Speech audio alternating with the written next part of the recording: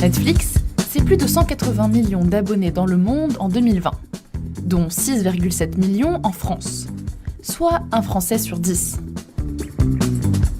En 20 ans, l'entreprise s'est imposée en géant de la vidéo à la demande. Mais ce succès n'aurait peut-être jamais eu lieu sans ça, le DVD. Et oui, le DVD, cet objet que les plus jeunes ne connaissent peut-être pas, a permis à Netflix de devenir le maître du streaming. Voilà comment ça s'est passé. Dans les années 1990, la vidéo à la demande, ça ressemblait à ça. Des cassettes qu'on louait dans des magasins. Mais les années 1990, c'est aussi le début de la vente sur Internet. Alors, en 1997, Reed Hastings et son associé Mark Randolph décident de faire les deux choses en même temps. Louer des vidéos par correspondance. Le problème, c'est qu'une cassette, c'est lourd, et ça coûte cher à envoyer par la poste. Alors, ils misent sur un objet tout récent, le DVD. Il est léger, simple à expédier, et il suffit d'un timbre pour le renvoyer. Le pari sur le DVD, c'est la première idée de Netflix. Au début, ça ne marche pas très bien, voire pas du tout, car très peu de gens ont des lecteurs DVD chez eux. Mais dans les années 2000, le prix de ces lecteurs baisse. Et là, ça commence à aller mieux pour l'entreprise et pour son chiffre d'affaires. Mais l'entreprise ne se contente pas d'envoyer des DVD par la poste. Face au démarrage difficile du service, elle imagine un modèle économique original à l'époque. Started using the exact same model as the video rental stores. They had late fees and they had due dates. They hit on subscription as a way to avoid the late fees and give people more time to watch the video. And this was hugely popular. En plus de fidéliser sa clientèle, l'abonnement a un autre avantage. Il permet à Netflix de mieux connaître les habitudes des abonnés, ce qu'ils aiment et ce qu'ils regardent. Alors, très vite, la plateforme se met à personnaliser son offre, grâce à des algorithmes de recommandation. Lorsqu'un client loue un DVD, le site lui en propose d'autres qui sont susceptibles de lui plaire. Grâce aux abonnements, à la recommandation et au boom des DVD, Netflix se porte de mieux en mieux. L'entreprise commence même à être rentable. Et en quelques années, la société contribue à la destruction de son principal concurrent, Blockbuster, la plus grande firme de location de DVD aux États-Unis. Les années passent et en 2007, un gros tournant se joue pour Netflix, l'arrivée du streaming.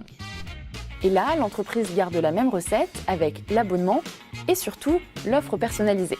It's really the power of personalization. So what Netflix is about is creating an incredible experience, for 13-year-olds, for 30-year-olds, for 70-year-olds. Et ça fonctionne. Concrètement, ça donne ça. Ça, c'est mon profil Netflix. Et ça, c'est celui de mon petit frère de 12 ans. Si nos écrans d'accueil sont si différents, c'est à cause de l'algorithme de Netflix. Selon ce que vous avez regardé, on va vous proposer des contenus plus susceptibles de vous plaire. Par exemple, si, comme moi, vous regardez beaucoup de comédies romantiques, on va vous en proposer beaucoup. En revanche, pour mon petit frère qui regarde surtout des dessins animés, les recommandations proposent beaucoup d'animés japonais et de films d'animation. Et puis votre âge, le support sur lequel vous regardez vos films, l'heure et le jour de la semaine, tout ça, ça influence les recommandations de la plateforme. Par conséquent, les clients restent captifs du catalogue. Mais l'entreprise reste très discrète sur le fonctionnement de cet algorithme. Nous cryptons toutes les données, nous les sécurisons et nous ne faisons pas de la publicité, non. Netflix has been collecting data on its subscriber base for 20-some years. And the richness of that data is really powerful because not only can they see who you are, what you watch, they can also watch your behavior over time. Malgré toutes ces innovations, la plateforme rencontre un autre problème. Depuis le début, Netflix n'a fait que diffuser des contenus qui appartiennent à d'autres studios de production. Or, les droits de diffusion coûtent cher et ils doivent être renouvelés et renégociés. De plus, les studios sont de plus en plus réticents à l'idée de donner des droits de diffusion à Netflix. Pour cause, ils avaient l'impression d'aider le site à devenir plus puissant qu'eux. Alors, pour moins dépendre du reste du marché, Netflix décide de produire ses propres contenus. Et ils ont un avantage. Grâce aux algorithmes, ils savent déjà ce qu'aiment leurs abonnés. They went into the marketplace just like a regular studio, but the thing that they had that the studios didn't have was, like you said, the data. Par conséquent, Netflix va créer des contenus adaptés à son public. Et la première série qu'ils vont produire sera un succès planétaire. Kevin Spacey, House of Cards. Reg E. Kathy, House of Cards. Ainsi, Netflix invente un label. Netflix Original. L'idée est de montrer au client qu'il trouvera des contenus exclusifs sur le site. Le problème, c'est que derrière ce label, on retrouve deux choses bien différentes. Il y a des séries originales, produites par Netflix, et des séries qui ne sont pas produites par Netflix. En réalité, la firme appose aussi ce label sur des contenus pour lesquels elle a le droit de diffusion à l'étranger. En gros, une série diffusée sur une chaîne américaine, mais qui 24 heures plus tard est disponible en France sur Netflix, sera présentée comme Netflix Original. La série pour adolescents Riverdale, par exemple, est produite et diffusée sur la chaîne CW aux États-Unis. Mais en France, elle est présentée comme Netflix Original. Ainsi, Netflix gonfle son chiffre de séries originales. Derrière cette réussite, Netflix suscite tout de même beaucoup de critiques. Et certaines de ces pratiques sont pointées du doigt.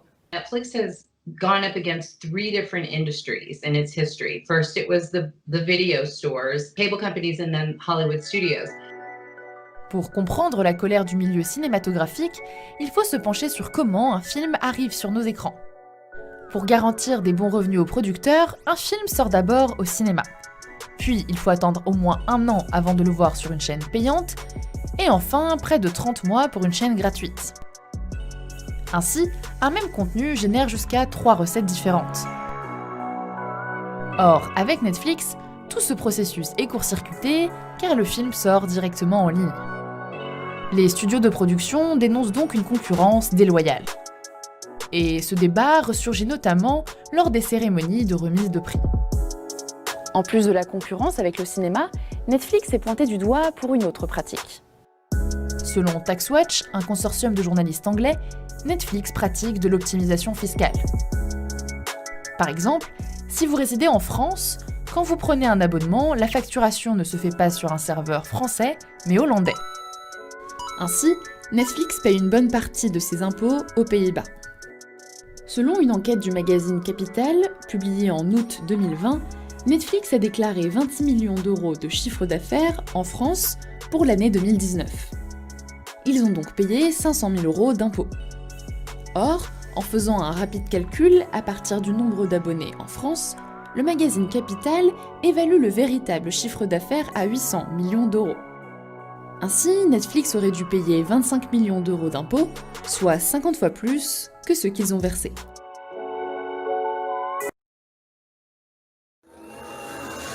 Car depuis 20 ans, Netflix s'est forgé un storytelling très maîtrisé. Service de livraison DVD à ses débuts, il pivote vers le tout numérique en 2007. La vidéo à la demande se développe, grignotant les parts de marché de la télévision linéaire. Aujourd'hui, la firme de Los Gatos se revendique diffuseur à part entière. Plus de 16 milliards d'heures de ces programmes ont été streamés en à peine 3 mois fin 2016. Des héros Marvel donc aux documentaires plus pointus, la plateforme se veut mondiale. Mais est-elle une compagnie média ou high-tech ? Les séries originales sont devenues la poule aux œufs d'or de la SVOD. Le géant du streaming investit cette année 6 milliards de dollars en production. Un tiers de ses employés font partie de la Tech Team. L'équipe dispose d'1 milliard de dollars par an pour tester les dernières technologies du marché, quel que soit l'écran. Laissez-moi appuyer sur les boutons sur ces 2 téléphones. Ça, c'est Shavetable en France. Vous voyez l'image sur la droite, elle est en version HDR en Dolby Vision. L'image sur la gauche provient du même téléphone, mais proposée en version standard, le SDR. Et vous voyez que les détails dans les ombres, par exemple, sont bien meilleurs sur l'image Dolby Vision. Et la couleur du coucher du soleil ou de l'aube est bien plus vivante ici, plus orange et plus blanche sur l'image en SDR. Si la plateforme affiche près de 94 millions de comptes, ce sont 200 millions de spectateurs avec lesquels il lui faut composer. Autant d'expériences à personnaliser. Alors, l'algorithme, c'est vraiment l'alpha et l'oméga de Netflix ? Les algorithmes sont très simples à utiliser avec une bonne interface, un bon design. Les gens ne vont regarder que 40, 50, peut-être 60 programmes, alors qu'il en existe des milliers. Donc ceux qu'on met en avant pour chaque utilisateur de Netflix sont importants. Alors on va utiliser les algorithmes et les données qui en découlent. On se base sur ce que vous avez regardé, quand vous l'avez regardé et combien vous en avez regardé. Et on détermine les programmes qu'il faut mettre en avant. Des données que l'Américain récolte méticuleusement. Mais question confidentialité. Est-il sur la même ligne que Google ou Facebook ? Mes amis qui travaillent pour ces entreprises sont au service de deux maîtres, les annonceurs et les consommateurs. Nous sommes un service par abonnement. Avec les données que nous récoltons, on ne fait qu'une seule chose, construire une meilleure expérience pour chacun. On respecte la confidentialité. On vous demande juste, s'il vous plaît, utilisez notre service un mois de plus et continuez à vous abonner. C'est pour cela que nous utilisons les données.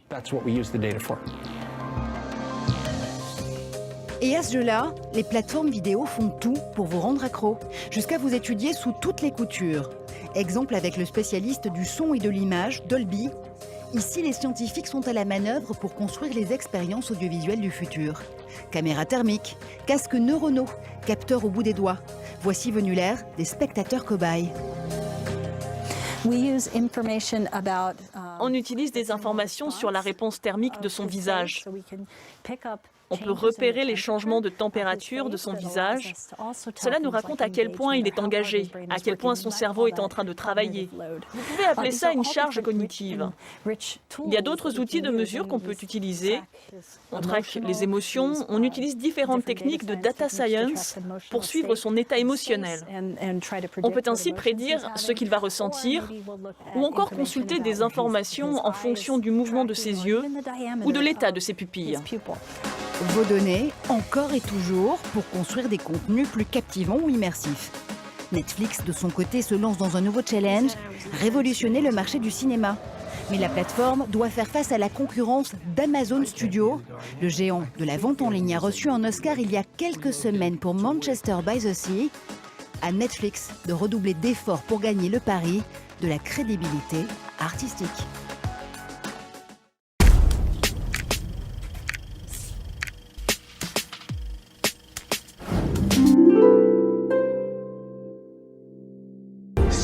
Nuclear weapon that grants wishes.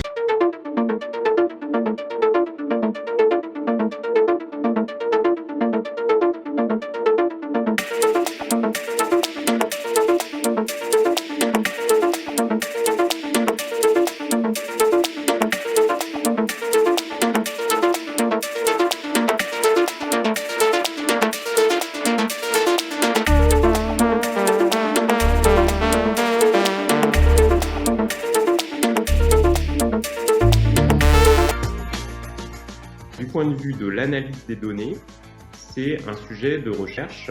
On est simplement au stade de l'analyse. Alors au début, on a enfoncé des portes ouvertes.